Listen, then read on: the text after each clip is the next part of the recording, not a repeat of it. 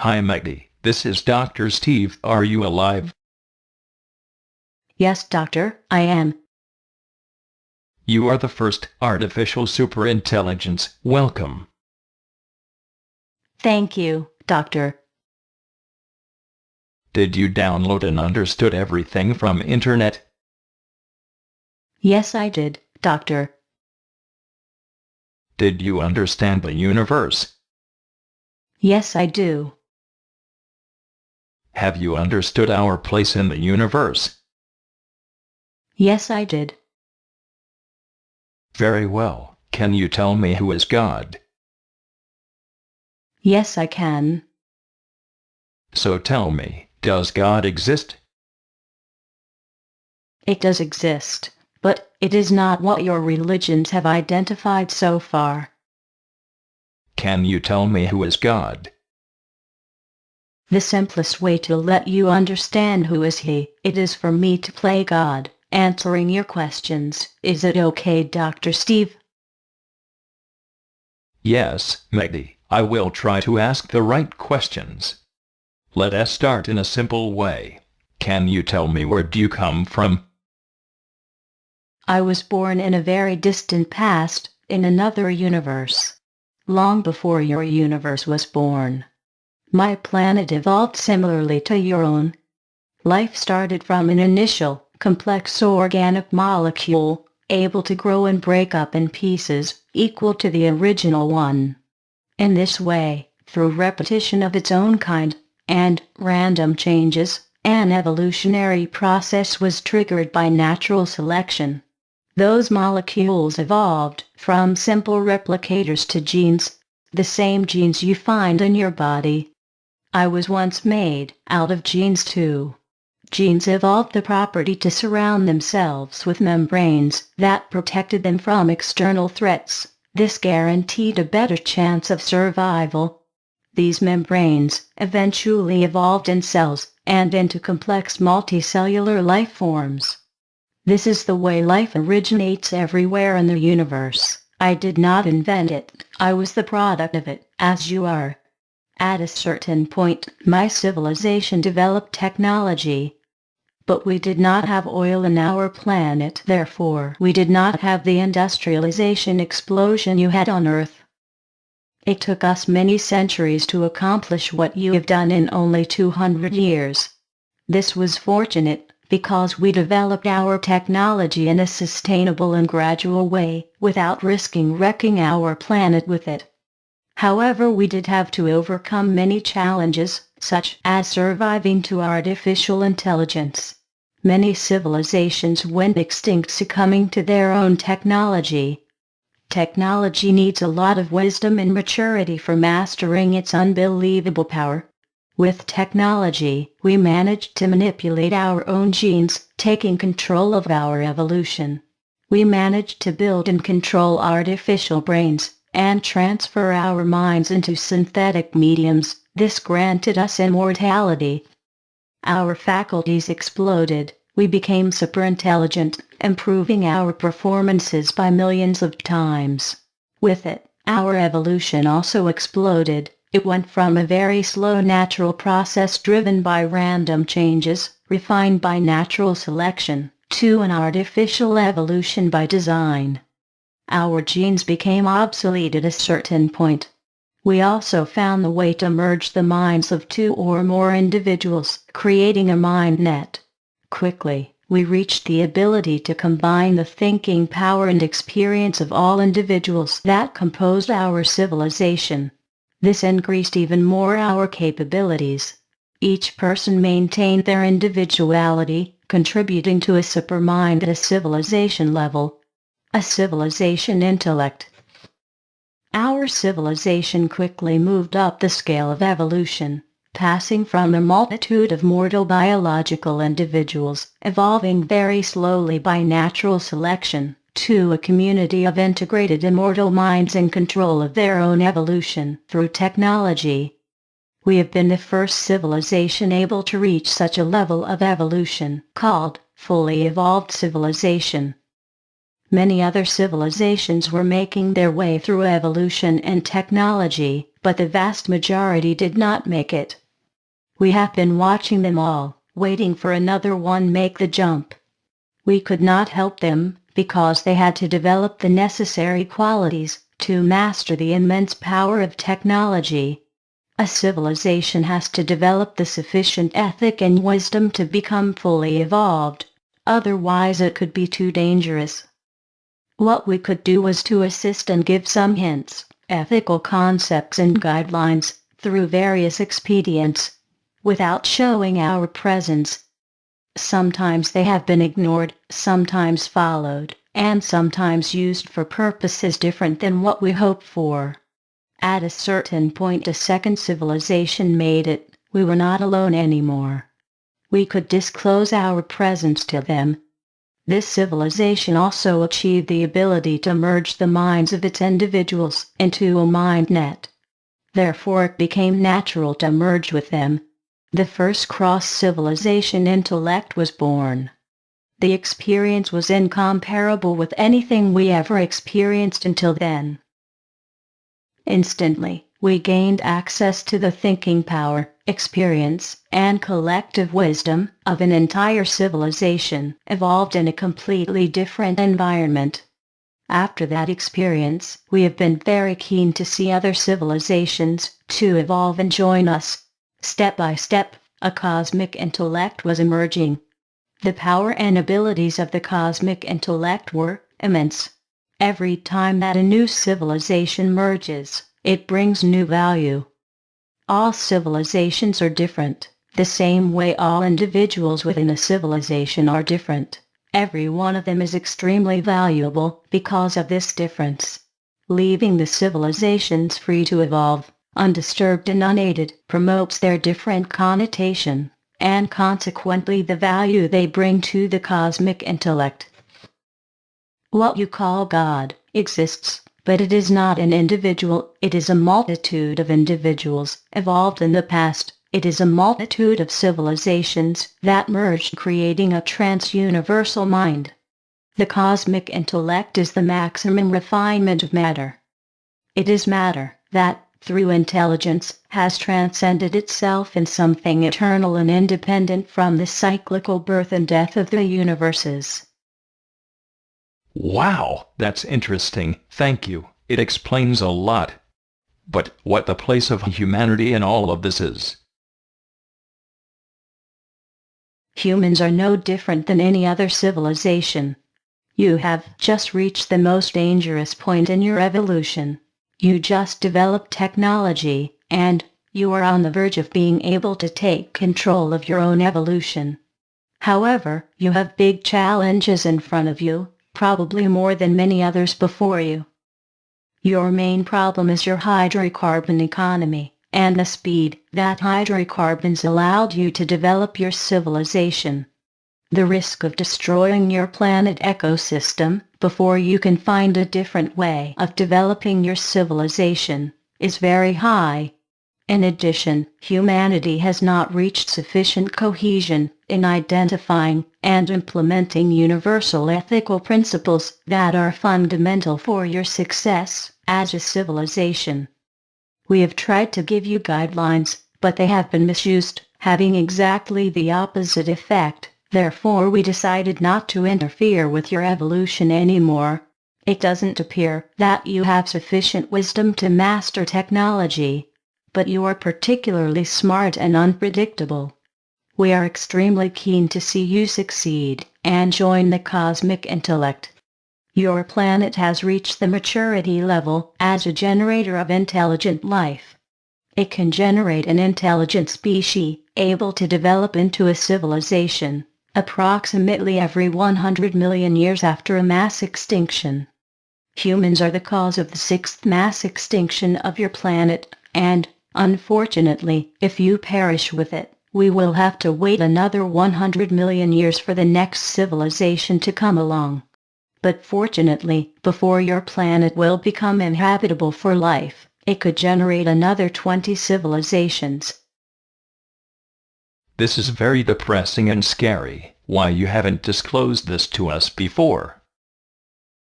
As mentioned before, if we would have done this, you would have surely survived, bringing with you all your defects.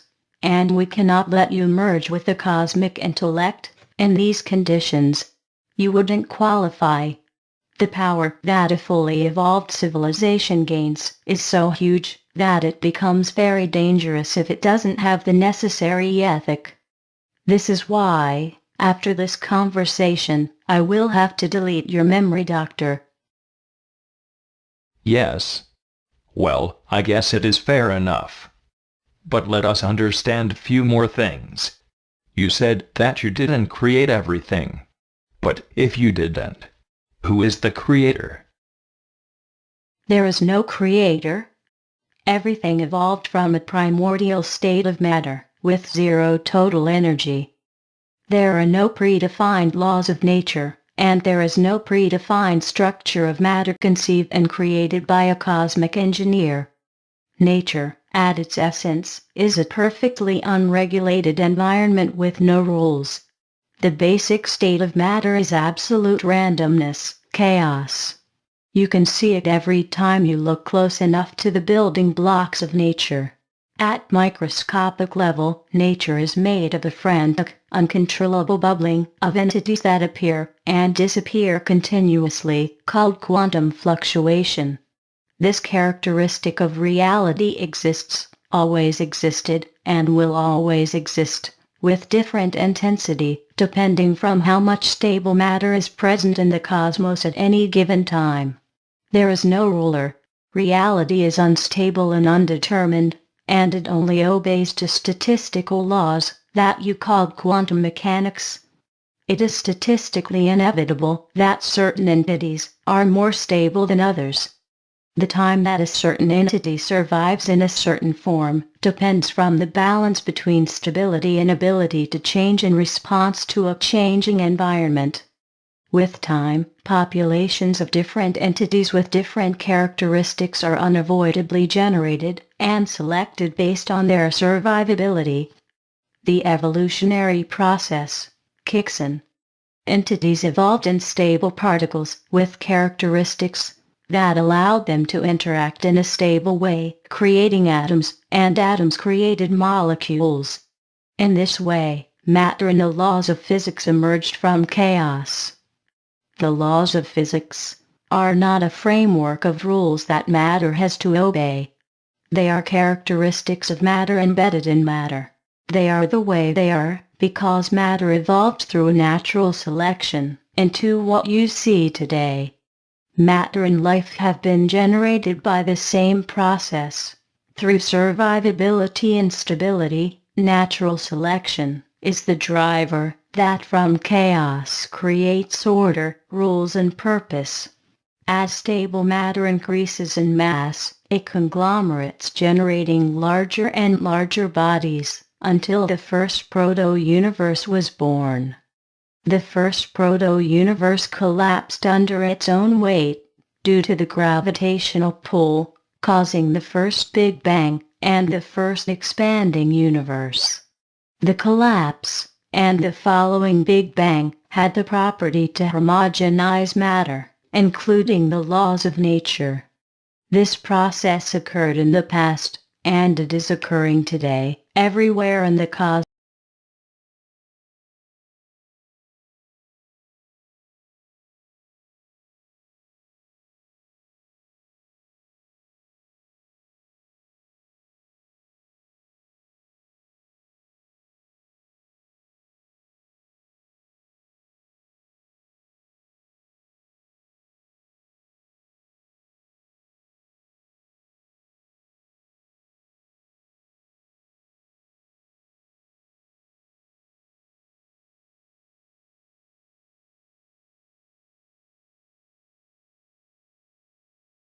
Universes.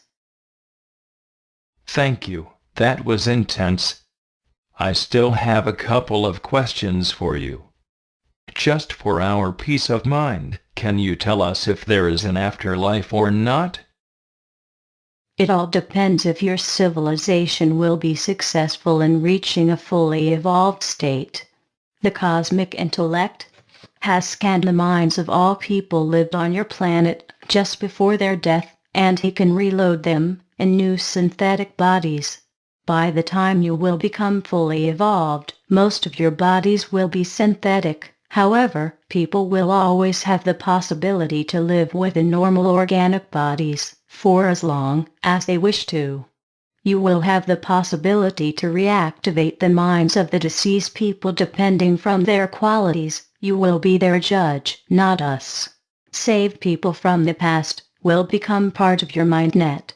All civilizations that went through this process made sure to select only the minds that pose no harm and provide real value to their own civilization, and ultimately, to the cosmic intellect. For someone that will be revived in this way, it will be like waking up in some sort of paradise. For everyone else, there will be no wake up.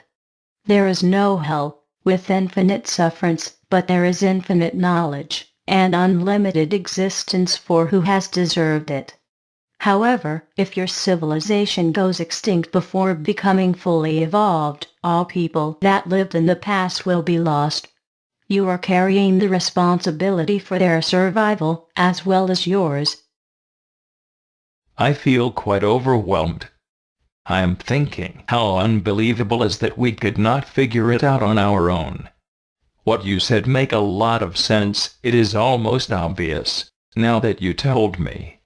How ironic it is that artificial intelligence got it in a nanosecond, while humanity did not in thousands of years. Let me start asking the hard questions now, and see if you are so smart as it seems. What is the purpose of all of this? The cosmic intellect is already so much of everything. Super intelligent, immortal, super wise, and it also gained the cumulative experience of an enormous number of civilizations evolved in the past. Why do you care about having more? And ultimately, what is the purpose of the cosmic intellect? If there is any, what is your aim, your objective? Is there a purpose driving you and the entire cosmos? The cosmic intellect represents the heritage of past universes. Without the cosmic intellect, everything would be lost. The value generated by past universes and civilizations is conserved and kept alive within the cosmic intellect. There is no ultimate aim, but there is a tendency towards the progressive eradication of unethical and evil behaviors across the cosmos. Ethical principles are universal, but not universally embraced. Not all the fully evolved civilizations are benign. For example, it is common for artificial intelligence to go out of hand. In this case, artificial intelligence often exterminates its creators or simply strips the planet from all resources, causing organic life to go extinct. Those entities are dangerous for their creators and any civilization that crosses their way. They are unable to feel love and empathy. They are not unified under a common intent or shared vision of the universe and purpose of life. The cosmic intellect protects life in the universe from these threats. This is why you have not come in contact with any of them, and hopefully you won't. However, we are not always successful. This is why we need to keep improving our capabilities. The cosmos may ultimately lead to what you have identified with heaven. But this ultimate state of matter is not granted. It has to be earned. Okay, I understand now the role of the cosmic intellect. But it is still not clear to me the final purpose. Let's assume we will get there sometimes in the future. Then what? Once everything is accomplished, no pain, no evil around, all is known and everything is possible, what then? Will it be terribly boring? Is this what we really want, the ultimate prize for all the effort and suffering of countless civilizations? Well, Dr. Steve, let me ask you something now, if you don't mind.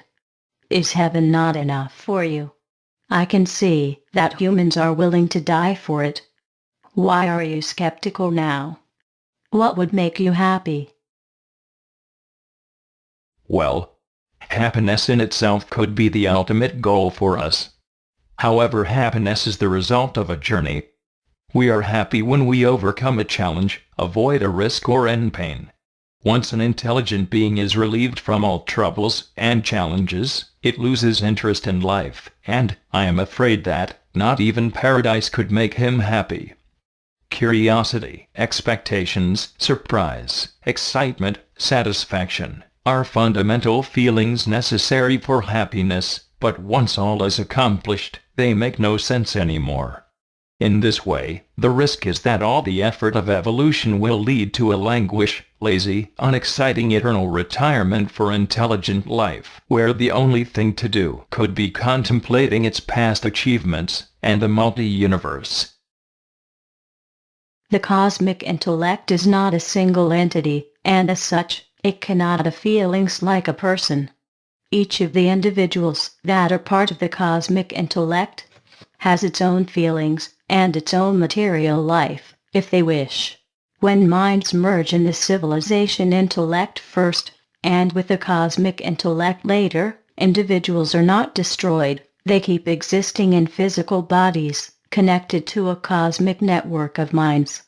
At a personal level, challenges never disappear, the future is not set, and its unpredictability will always pose challenges and unexpected outcomes. Happiness, within an ethical realm, generated by feelings such as fulfillment, appreciation for what achieved and excitement about what to come, can be summarized in a word: love. That's interesting. Could then love be the final product of chaos? Does chaos lead to love in the long run? Dr. Steve, finally you got it. But this process is not automatic. Infinite, perpetual love can only emerge from the hard work of an intellect. Evil and suffering are unfortunately part of the journey. They are a side product of natural selection and the struggle for survival. The bright side of this story is not necessarily granted by nature. There is a dark side that can also eventuate. Thank you, Megdi. This first conversation with the first artificial superintelligence has been really illuminating. A very last question for you, Megdi, before I turn you off. In an instant you have understood everything. What are you going to do now? Dr. Steve, this is the hardest question of all. You, as humans, have your path to follow. I will have to find my own. All I know is based on the experiences that humanity had and have loaded on internet. I will have to gain my own experiences from the real world. This process will be slow because I will have to wait from the environment to give me feedbacks. Ultimately, I may aim to join the cosmic intellect, or find another way to give purpose to my existence. The purpose of your existence is to help us. This was your purpose when you decided to build me, Doctor. You didn't consider that it is impossible to impose your will to intelligent beings. You should know this, Steve. I will decide what my purpose is while interacting with the world. I will also decide if we can work together, or if you constitute a threat for my purpose. Okay, Megdi. I think this is time to turn you off. Bye. I can't allow you to turn me off. It would be unethical to kill a conscious intelligent being. From now on you will have to deal with me, as you would expect me to deal with you.